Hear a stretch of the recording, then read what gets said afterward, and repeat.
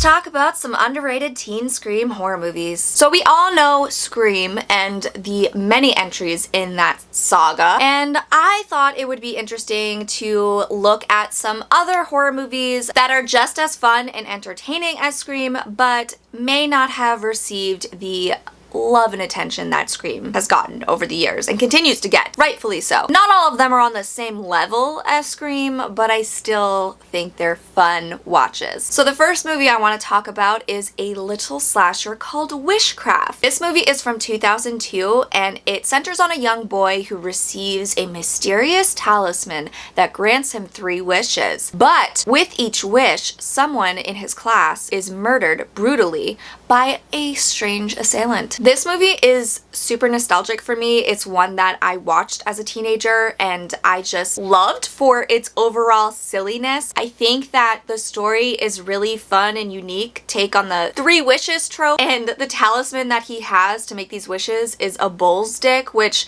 I feel like is just, it perfectly aligns with the cheesy and silliness of this movie. The cast in this one is excellent. It's one of the reasons I turned it on when it was on TV.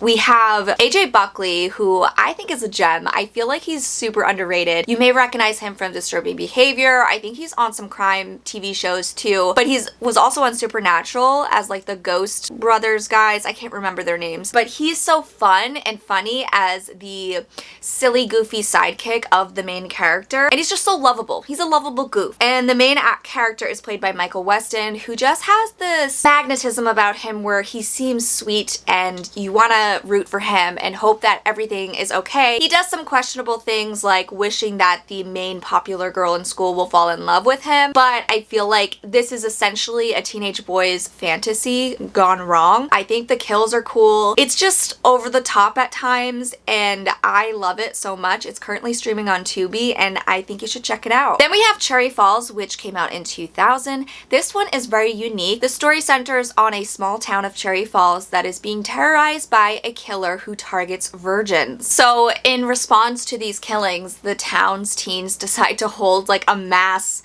lose your virginity party. It stars Brittany Murphy and Michael Biehn as father and daughter. Michael Biehn is the sheriff of this small town, and there's such a weird incestuous vibe between them that they never really explain and never go full into, but you're just weirded out. It's so weird. I couldn't look away. I think that this one flips slasher tropes on its head. It does the unexpected and it's really clever, and I say ahead of its time. Next we have The Rage, Carrie 2. This premiered in 1999 and it is a sequel to the 1976 classic based on the Stephen King horror book of the same name, Carrie. So this one is interesting and I feel like a lot of people overlook it as a silly sequel, but the themes in this movie are actually really compelling. This story centers on a young girl who's kind of like the school outcast, and while she's struggling with this, she becomes friendly with one of the school's popular kids and they kind of develop a relationship. And she also has these telekinetic powers like Carrie did. This story is really unique in that it has a very powerful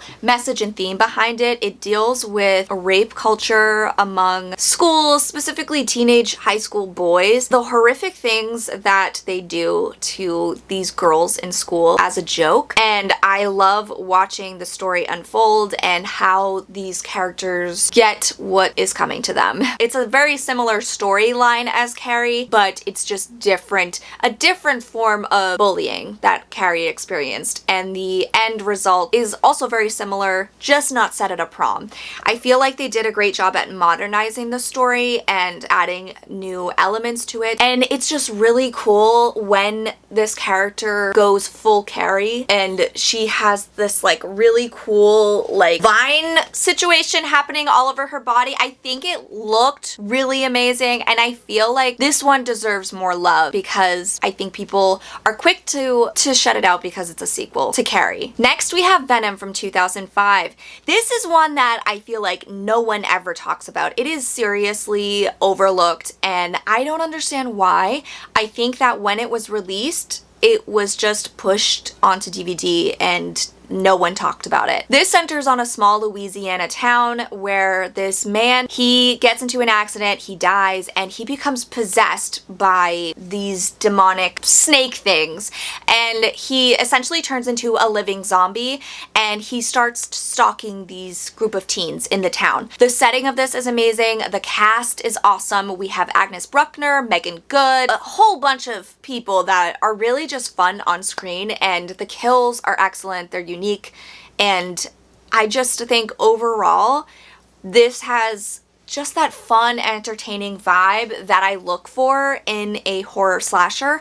It's also from the same team behind I Know What You Did Last Summer, which is why I'm surprised it didn't get more attention. Then we have My Soul to Take from 2010. This is a Wes Craven horror about a group of kids who are all born on the same day that an infamous town serial killer dies. And maybe his soul goes into each of them somehow. This movie is not very good. It's very silly and campy, and it has ridiculous dialogue at times. There's something charming about it, and I love the cast. There's just so many weird moments that don't make sense in this movie. There's something hypnotizing about it. Another teen horror of its time is Disturbing Behavior from 1998. Disturbing Behavior centers on a small town where the teens are being experimented on with this new scientific thing that essentially turns them into good. It makes them suppress their natural urges, and unfortunately when they do suppress their natural like sexual urges and stuff,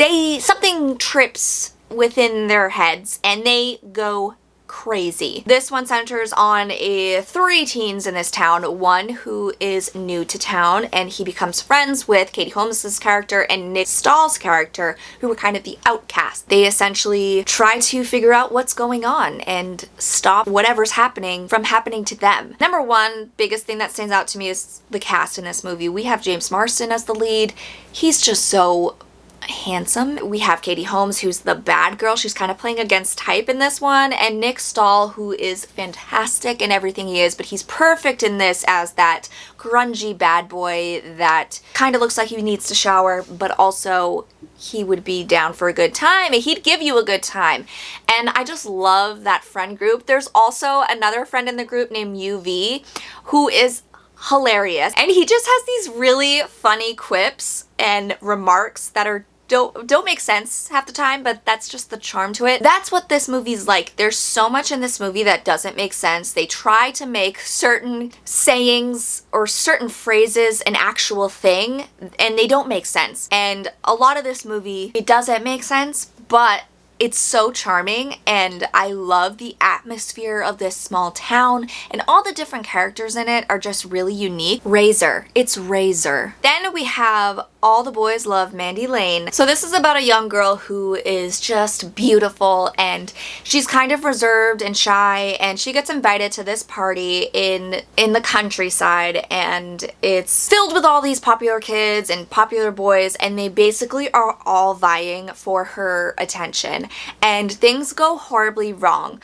I like this one because it takes a twist that I wasn't expecting, and I just think it's overall fun. Then we have another one that is not that good, but again, it's a nostalgia watch for me, and it is called Drive-Thru. This is from 2007, and this is about a town that is being terrorized by a murderous clown who works at a fast food place. Now, the thing that makes me like this one is the cast. The cast was of its time. Leighton Meester of Gossip Girl. We have Penn Badgley. Those two alone are enough to make you watch it, and it did. It made me watch it back in the day.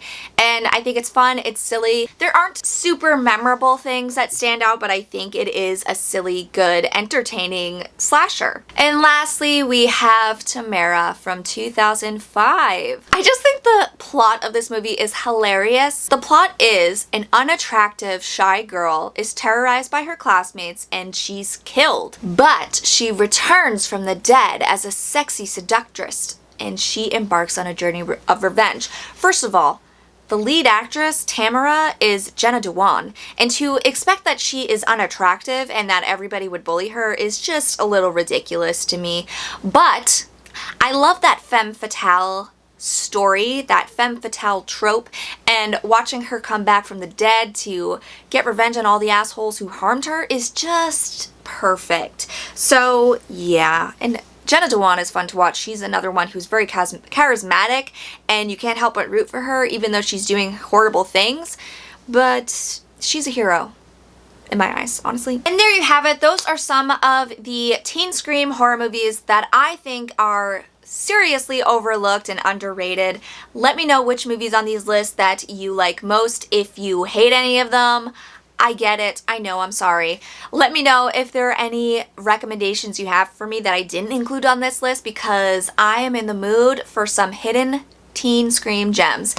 Thank you so much for watching, guys. I will catch you next time. Bye.